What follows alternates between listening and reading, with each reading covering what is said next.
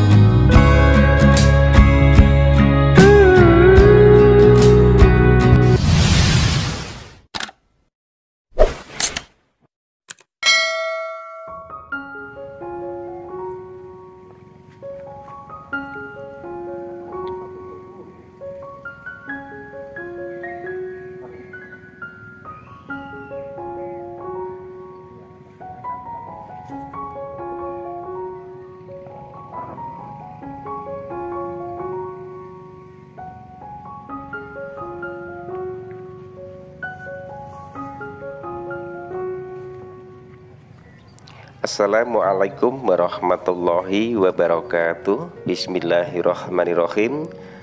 Allahumma sholli ala Sayyidina Muhammad wa ala ali Sayyidina Muhammad.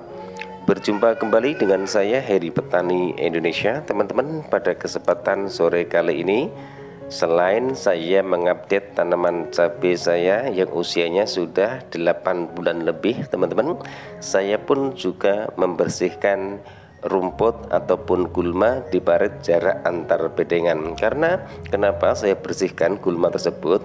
Tujuannya apa? Untuk meminimalisir sarang kutu-kutuan, entah itu kutu kebul, kemudian hama trip dan juga tungo. Kemudian yang kedua adalah jika gulma itu dibersihkan, otomatis sinar matahari akan masuk ke parit ataupun jarak antar bedengan tersebut untuk menghindari yaitu bakteri ataupun jamur. Karena biasanya jika kelembapan tanah itu semakin tinggi, tanaman cabai sangat rentan sekali terkena jamur, kemudian layu fusarium, layu bakteri, busuk batang dan juga busuk pangkal batang.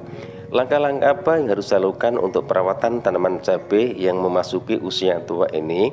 Yang pertama adalah pemberian nutrisi, kemudian kalium, kalsium dan juga magnesiumnya juga harus dipenuhi. Tujuannya apa? Agar bunga-bunga tetap bermunculan, tapi harus diimbangi dengan pupuk yang mengandung nitrogennya tinggi. Karena di saat tanaman cabai sudah memasuki usia tua, itu tanaman sangat membutuhkan sekali munculnya tunas-tunas baru. Tunas baru itulah yang nanti akan mengeluarkan bunga sehingga menjadi calon buah. Jadi intinya harus seimbang, NPK-nya juga harus dipergunakan. Teman-teman juga bisa menggunakan merek-merek dagang lain. Yang penting kandungan nitrogen masih sangat diperlukan di saat tanaman cabai sudah berbuah ataupun memasuki masa-masa tua. Untuk pemberian fungisida dan insektisidanya sudah sering berulang-ulang saya jelaskan. Saya hanya menggunakan 2 fungisida, yaitu fungisida kontak dan juga sistemik. Kemudian untuk insektisidanya saya juga hanya menggunakan 2 insektisida, yaitu Rizotin yang berbahan aktif Sipermetrin, kemudian saya tambahkan lagi Abasel yang berbahan aktif Abamectin. Dosis berapa yang saya berikan? Saya hanya menggunakan 2 sendok makan untuk 16 liter air. Kemudian saya rolling, teman-teman. Saya tidak pernah melakukan mix fungisida dan juga insektisida, terkecuali saya mixnya itu dengan kalsium ataupun nutrisi, itu baru saya lakukan.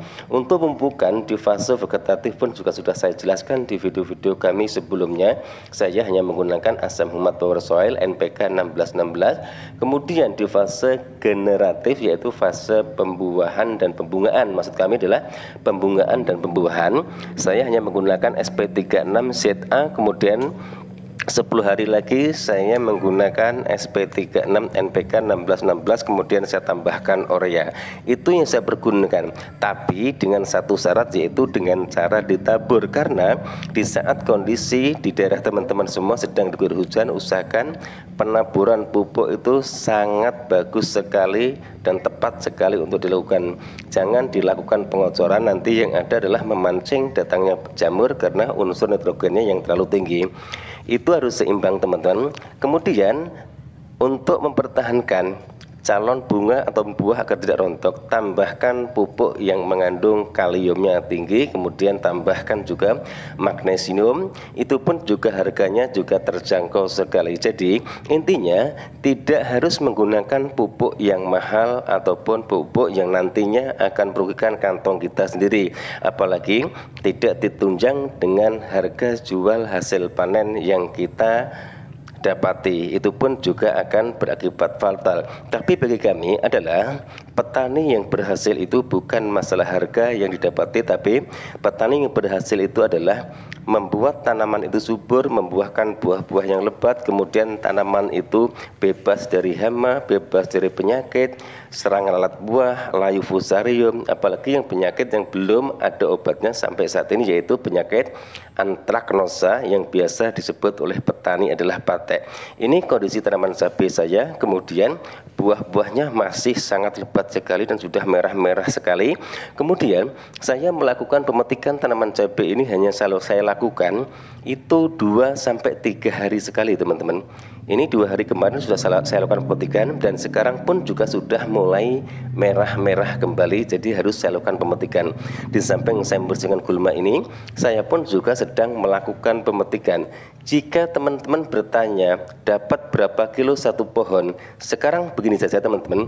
Jika kita mau menanam tanaman cabai sudah berharap satu pohon itu dapat berapa kilo, nanti yang ada kita hanya ambisi untuk mendapatkan berapa kilo dari satu pohon yang kita budidayakan.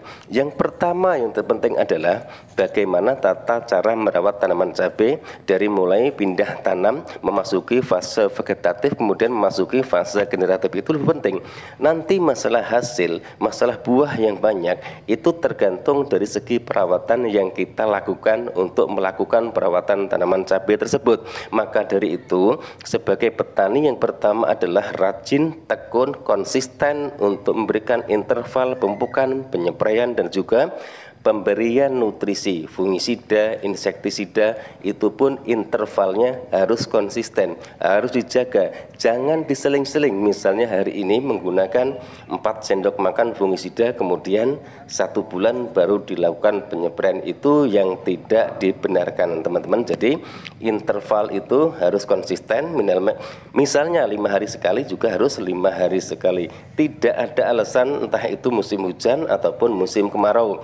Jika musim kemarau, pergunakanlah interval itu 7 hari sekali sudah bisa. Tapi jika musim penghujan usahakan 5 hari ataupun 4 hari sekali. Tapi dengan syarat juga harus dilihat kondisi tanaman. Apakah tanaman ini sudah mulai terserang jamur, kutu kebul, kemudian terserang lalat buah ataupun penyakit-penyakit yang lainnya. Itu yang harus dilakukan, karena sebagai petani itu biasanya jika jiwanya itu adalah seorang petani, mereka semua tidak berharap apakah nanti hasil panen itu mahal ataupun murah. Yang terpenting adalah bagaimana petani itu merawat tanaman cabai ataupun tanaman-tanaman yang lainnya, tanaman itu subur kemudian membuahkan buah-buah yang berlimpah. Jadi intinya seperti itu.